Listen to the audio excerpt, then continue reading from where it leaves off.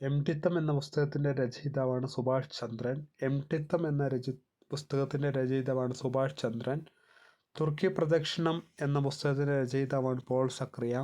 തുർക്കി പ്രദക്ഷിണം എന്ന പുസ്തകത്തിൻ്റെ രചയിതാവാണ് പോൾ സക്കറിയ. തപോമയുടെ അച്ഛൻ എന്ന പുസ്തകത്തിൻ്റെ രചയിതാവാണ് E Santhosh Kumar.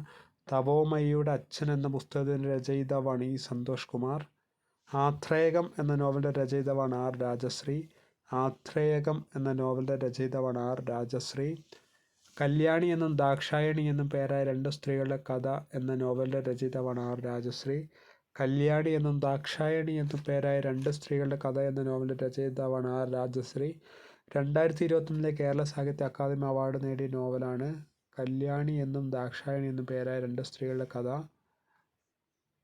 Ram care of Anandi എന്ന നോവലിൻ്റെ രചയിതാവാണ് Akhil P Dharmajan. Ram care of Anandi എന്ന നോവലിൻ്റെ രചയിതാവാണ് അഖിൽ പി ധർമ്മജൻ.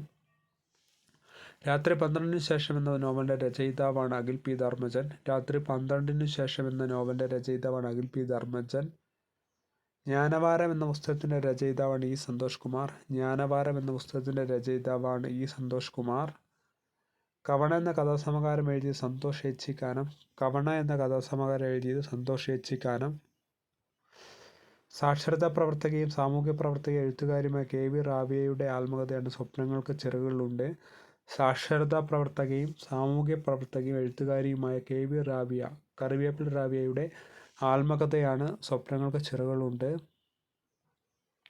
1.5 മണിക്കൂർ എന്ന പുസ്തകത്തിൻ്റെ രചയിതാവാണ് സുഭാഷ് ചന്ദ്രൻ. 1.5 മണിക്കൂർ എന്ന പുസ്തകത്തിൻ്റെ രചയിതാവാണ് സുഭാഷ് ചന്ദ്രൻ. മൈസൂര് മല്ലികെ എന്ന പുസ്തകത്തിൻ്റെ രചയിതാവ് പോൾ സക്കറിയ. മൈസൂര് മല്ലികെ എന്ന പുസ്തകത്തിൻ്റെ രചയിതാവാണ് പോൾ സക്കറിയ.